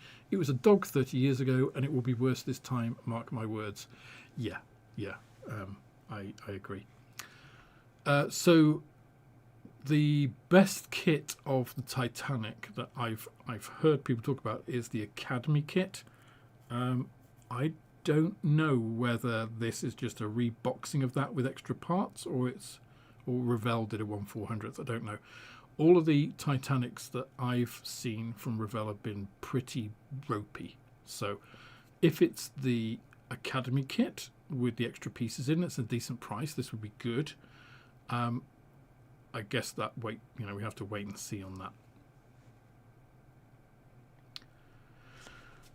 Then we move to vehicles. We've got the Tiger 1 Aus E in 1/72 scale. This is a nice kit. This came out in the 90s. It's a really nice Tiger 1 in this scale. It really depends on the pricing, because a lot of pricing of these Revell old tool kits, I say old tool, they're 30 years old, but actually it's a very good tooling, very good kit. It's length and link track, not rubber stuff, so the tracks look really good. So yeah, I mean, if it's 20 quid, it's too much. So it really depends on their pricing. We've got the Dingo 2 Patsy in 1/35 scale. So there's been a lot of sort of rapid mobility, mine-resistant transport vehicles coming out in recent years, or coming out, because they're more and more popular, right? They're used more and more. It's just the state of current warfare. So I think the Dingo 2, it'll do well. And then we have, can you believe it, the 40th anniversary of the Leopard 2. It's like 40 years. So it shows how technology has, in some senses, not moved on, or how good these designs were at the start. This is obviously the A4, 1/35 scale. I like the scheme. The scheme is good, but it doesn't particularly excite me to buy a Leopard 2. And then we also have the much more modern update to that, the 2A7A1. So with all of the various different sensors and countermeasures and stuff, and obviously in standard NATO scheme. Something that's a little bit more interesting from my point of view, the GTK Boxer Lance. So the Revell already do the Boxer. The previous boxing of it had really terrible box art. This, I hope they go with like either a photo or better box art, because this looks nice, right? This is the version, the turreted version, so the infantry support version rather than the just standard reconnaissance spotter vehicle, which I think makes it look much more aggressive and I don't know, current. So this I think is quite cool. These sort of wheeled reconnaissance vehicles, armed wheeled reconnaissance vehicles look quite cool. And then we have a whole range. There's I think four or five kits, which are Revell celebrating its anniversary. So it's an anniversary year for Revell. This is one of the first ones. This is a Porsche 956. This is a 1/16th scale kit. So this is a big old kit. But these are all effectively like Revell vintage classics. So this is really the Porsche that started off the look. I mean, in everything but name, that looks like a 911, right? So this kind of started off the Porsche iconic look and entry into, if you like, affordable sports cars. So I bet that'll be very popular in Germany. Be interesting to see how well it does elsewhere. As I say, it is an older kit. And then we go right back to one of, I think this is the early 50s. A Revell tooling. Actually, I sold one of these second hand to a guy, a regular, comes into the shop, who actually said it was not a bad build. So this is the 1/28 scale, very odd scale, because they obviously fitted kits to boxes rather than vice versa back in the day.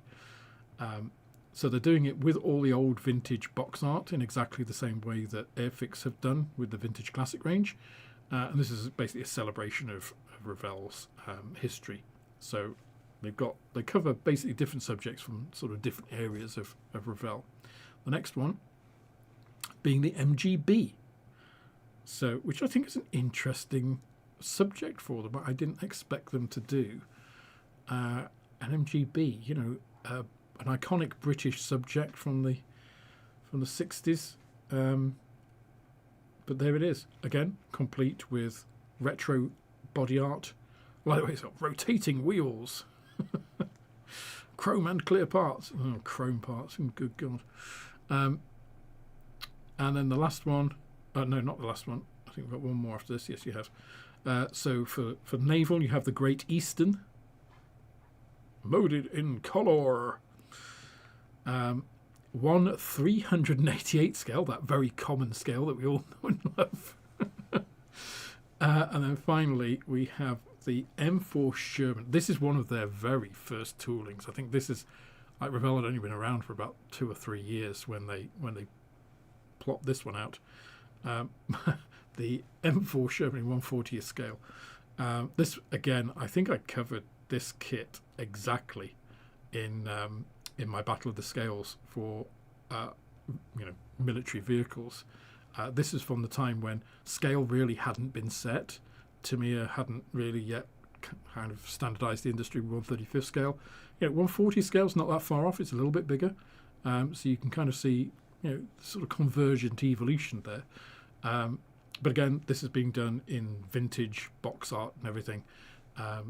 So these are all kind of celebrations of the history of Revell in the different subject areas, which I think is quite a neat idea. I think as kits they will probably suck, but there you go. And that is it. That is it for the Revell release announcements. So I'm actually going to end the poll. We actually finished at 72%. Thinking that the Airfix Flowers range is a good idea. The nose actually went up to 12%, which I'm a little bit surprised at. And the not sure's went down to 15%. But still, 72%, very good majority. Any political party would kill people for that kind of thing. By the way, I ended last stream and just mentioned the poll right at the end. It was basically 50-50 for the Italeri release. 50% thought it was a good release. There was, I think, about the same as this actually. About 10 or 12% thought it was bad, and a lot didn't know. So it's a lot more uncertain. But I'm going to end this poll now. I'm going to start another poll.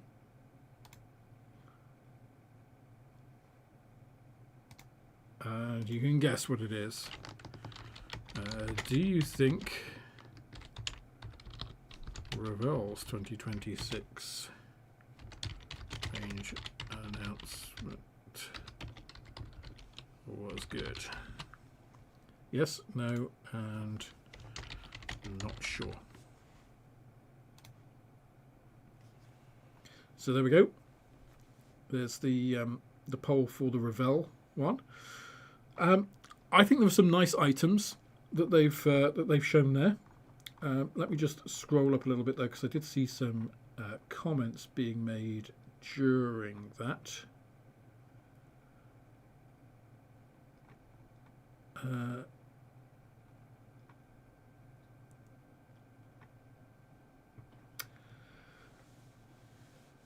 Scale Models Apprentice says, I'm glad they fixed the box art for the Blue Angels combo. When they first announced it after Telford, it had a Legacy Hornet on it. That's a bit of a faux pas, isn't it? They are quite, I mean, they're effectively, although they look similar, the Super Hornet is a lot bigger. It's effectively a different airframe. You know, you can't convert them over. Julian says, I think Revell might have gone for a 120 scale on purpose. Might be a licensing condition, then not the same scale as other cars. Games Workshop did that with their Lord of the Rings range. That's a possibility. Never thought of that one. Oh, and Scale Model Apprentice says maybe it's because 120 is the traditional open wheel race car scale. Thanks, Tamia. Could be.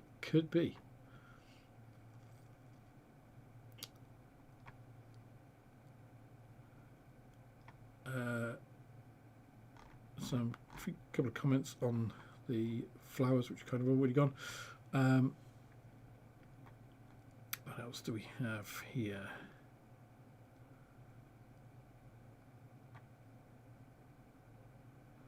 Oh, the 1/32 scale Puma is a 50-year-old kit. Yeah, I mean you can kind of tell that from the photo of the finished model, the way that the canopy is painted. It's like, isn't great. And that's probably down to the canopy rather than the skill of the painter, I would assume. So, yeah. Simon's Modelling Shed said, no, can't let Fast and Furious die. It'll never die. It'll just keep going. Alt92 says, be grateful you're not considering the 4-ring version. That's even more expensive and crappy than the VW badged one. Yeah, so it's funny, isn't it? Because the Volkswagen Group obviously has Audi as its sort of premium brand, which basically means you're paying more for the same thing as a Volkswagen or a slightly better spec Skoda, or Seat is sort of the slightly different one. Usually, if you want a better driving experience, it's the Seat. But they're all the same chassis. Usually, same or similar engines or derived. So yeah. Having said that, I've owned an Audi. I had an Audi TT, the Ultra, very, very nice. I've had a Volkswagen Passat as a company car. Nothing ever went wrong with it. It was the single most boring car I've ever driven. Had a fantastic display. It looked like Star Trek Next Generation. And incredibly reliable. But I wouldn't want to own it myself. As a company car, perfect. I've got a Seat at the moment, and it's nice. It drives well. It's economical. It's practical. It's not the TT though. Alrighty. For the homeland people of Germany, then the Simba will be great for them. Yeah, I expect so. And, you know, we mentioned it with the Airfix release. Playing to your home market, to your strengths, is not a bad thing. You know, looking outside of it is also good. And I think Revel have done both with the releases that they've got there. Simon's Modding said female one. I'm not sure what that was referring to, Simon. You'll have to clarify that if you want me to respond, because I'm not quite sure what that means. I may be missing something. I almost caught up with comments.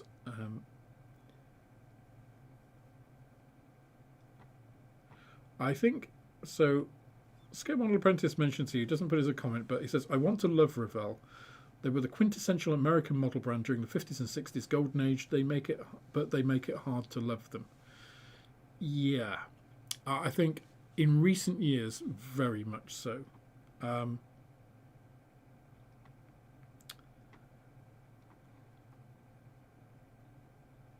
And Graham says, maybe too many variations of scale sizes for me and not great automated fan. Yeah. So I think, so at the moment we've got a 50% think it's a good release. Oh, that's just gone down to 49. 28% no and 23% not sure. It's an odd one, right? This release. It felt to me, when I watched the release announcement from another Alex, German Alex, in Revel, it felt underwhelming. But when I actually went through it, creating like this for you guys, and I will go back and put traffic lights on. I'm going to release each of the release things, I think, as a separate video for people, because then people don't have to go through a whole like stream to find out all the bits. So I'll condense it and summarize them. There's quite a lot there, and one of the things I like about the Revel release is it's very broad, right? If you're a modeler, there's of almost anything, there's probably something in this release for you. Now, unlike the Airfix release, which I think is the strongest one so far this year, there were several like really standout things. You just think that's really good, you know. The one thing for aircraft modelers that stands out here is the Hunter T7. But there's not a huge amount of, you know, I think there were a couple of comments actually that, you know, weren't to be read out, but people that said, that's nice, but it's not going to make me buy it. You know, and I think that's kind of my feeling is it's nice, but it's not amazing.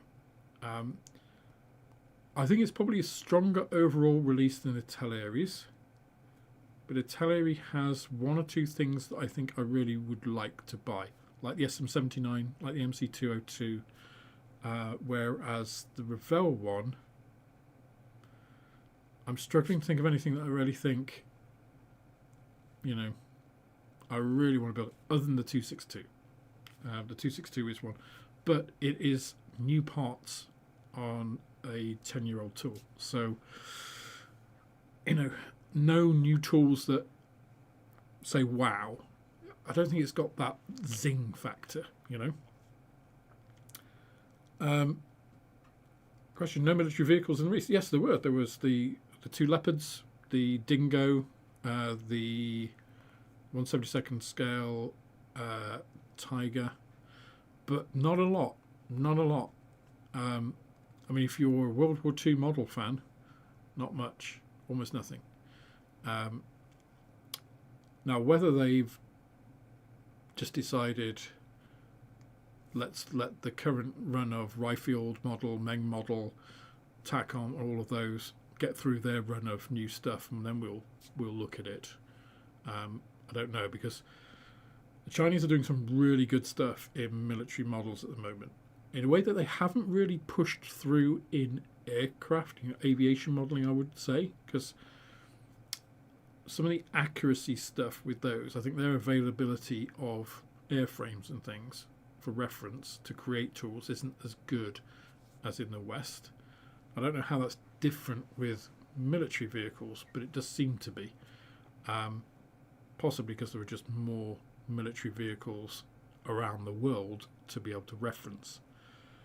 So, yeah, there hasn't been an awful lot, as you say, of military stuff, military vehicles in that release. You got the 1/40th scale M4 Sherman from, you know, beyond the time of the dinosaurs. I'm not sure that's really going to cut it, but yeah, and I think Ian says it here. Comment, lots of interesting stuff in the Revel release, and I'm a sucker for nostalgic box art, but not sure how buildable some of these kits will be. I think that's a very fair comment. So even in, what they're not calling the sort of vintage, like throwback stuff, there were a lot of old kits, like the USS Constitution wasn't one of those models, was it? So yeah, there were quite a lot of service for car makers, a lot of cars. A lot of the aircraft were good tools of prior releases. So things like the Flitzer, so things like the Sea Adler, the Halifax, the 1/32 scale HE111, all great kits. And I would recommend to anybody, if you've got an interest in those, build them. The Hunter T7, it's good. It's big, 1/32 scale. It's a big kit. There's a lot of big stuff here.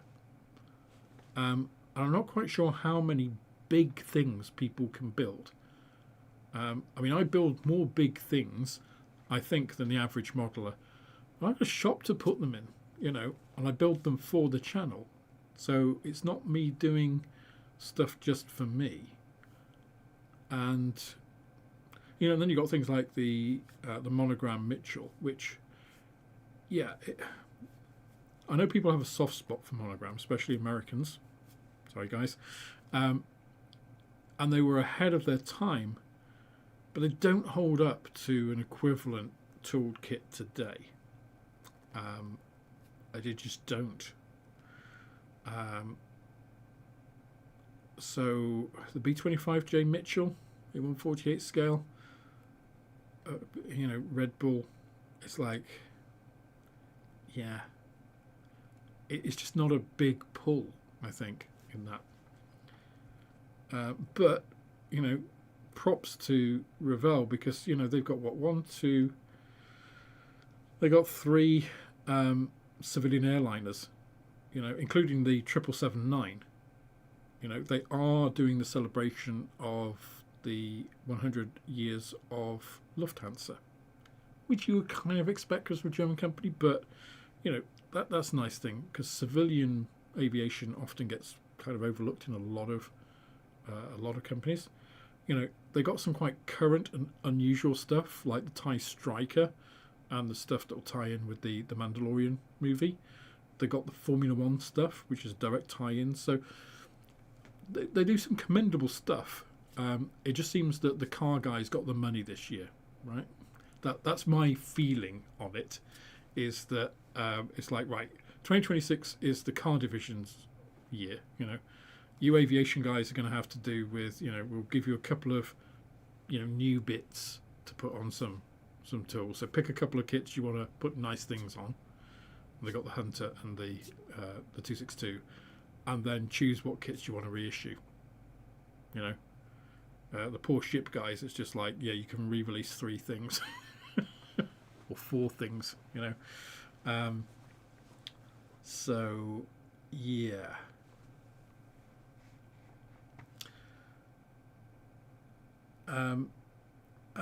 Simon's Moningshed says, give them credit for the Halifax Mark III.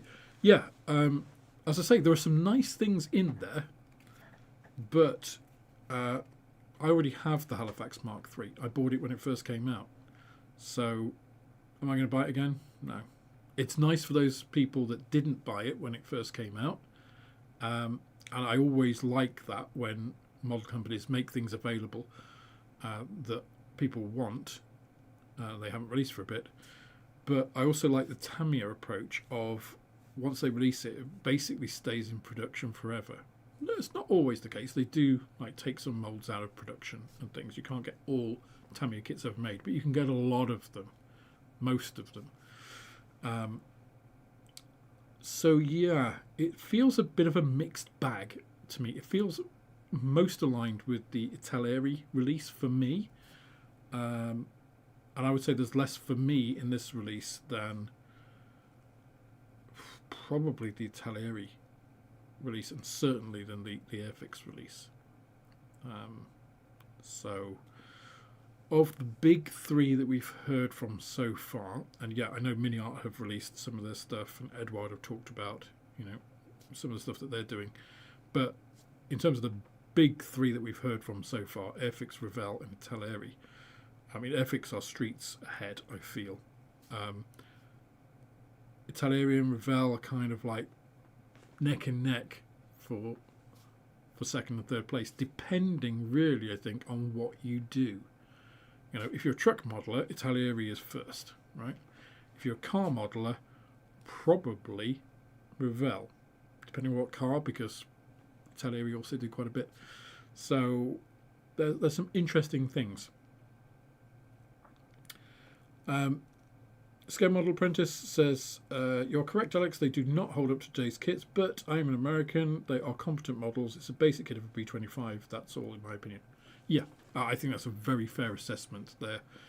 To me, I would prefer, and I've talked about this a lot, but if Revell just said, if they put that it's the monogram kit, if they were just honest and said, it's going to be the monogram B25 Flying Bulls livery. Because there is, as I think you've identified there is a great love for monogram in the same way that there is a love for Revell and vintage Airfix. There is value in that brand name. And if people know, okay, that's a monogram kit. I did that as, it's that old, misty rose-coloured glasses kind of thing, isn't it? It's like, yeah, I want that old feeling of when I built it many years ago.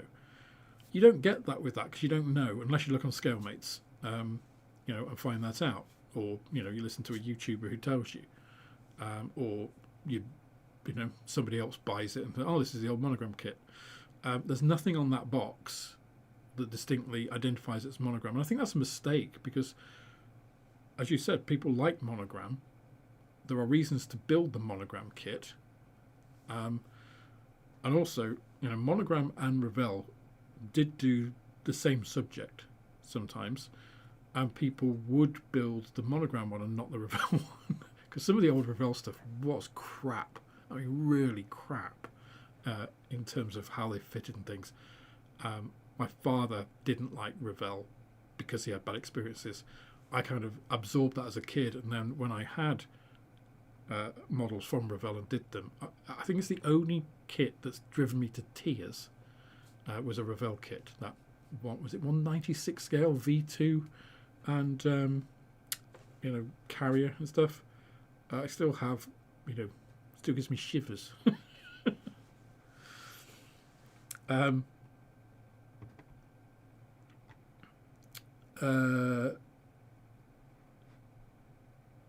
The B52 will be an old monogram kit. Yeah, I'm sure it will be.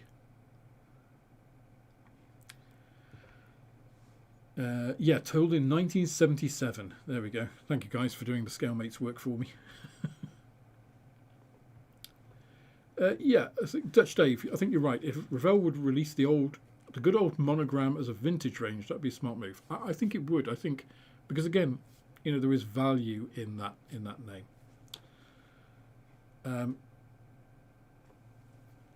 Andrew Graves says new aircraft kits take time to design, and there was a gap in Revell's team until Luke joined. So I think the 2027 range will include more new aircraft. I think you're right. I think we can't expect that every year you're going to get an A+ release from every single company. I think again we're very blessed, right, that we can get to sit here, in comfort for the great majority of us, and look at this range and critique it. And be in that luxurious position. It's very privileged, and I think we're all blessed in having that position. That being said, there are also companies that are making money, and we do get to critique them, and ultimately we make the choice with our wallets, right? Graham says, thank you for the great stream interview with Dale. Keep up the good work. Thank you. Thank you very much. I shall try. I spent today actually going over a lot of the channel stuff. There's several things I've been changing. One thing is I've removed mid-rolls from all the videos that I'm uploading. I didn't realise how intrusive some of what YouTube was doing in terms, because I just used to do all the automatic stuff. Just click through, because there's a lot to upload a video. You don't realise how long it takes. And you have to do it when you upload the video. It's not something you can sort of queue or anything.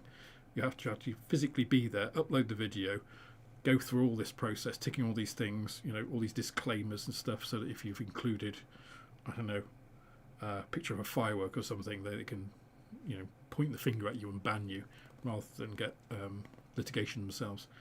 So there's all this stuff to do, and one of them in the adverts is when you, for the monetization bit, it's just like it's automatically clicked for you, so it has a tick mark on it. It's just like allow YouTube to basically do what it likes. I've removed that because I would rather you guys have a better experience. So obviously it still has the adverts when it places them at the beginning or the end, but not the mid rolls, because I get annoyed, or used to get annoyed. I pay for YouTube Premium. I think it's worth it. But I don't want you to get through a video and then an advert comes. It just disrupts the flow. I hate that sort of stuff. So I've removed all of that. So hopefully you'll see that. So yeah, trying to get better experience for you guys and tie all that, which I wasn't really doing before because I never thought of it as a YouTube channel. It was always just something originally, as I've said many times, to get me to finish things, which hasn't damn well worked. But I blame all of you. Just one last thing before we finish, because I realise we're just over time now. 2 more days for voting on the ugliest aircraft. The poll is still up. I'll close it on Friday, and then I'll go looking at procuring the kit. The Bartini Beriev is the leader at the moment by a considerable margin, and I guess rightly so. I will make the ugliest version of it, which also has the front engines on it. But if you want to change that and you think something is uglier, now's the time to go and vote. 2 days more of voting, and then I'll close it on Scale Modelling Live on Friday, where I hope to see you. Thank you very much for joining me. Apologies if I didn't get to a comment at the end there, and look forward to the next announcement, which I hope will be ICMs, which I'm very, very much looking forward to. So thanks everybody, have a great rest of your week, and I hope to see you on Friday. Okay, bye now.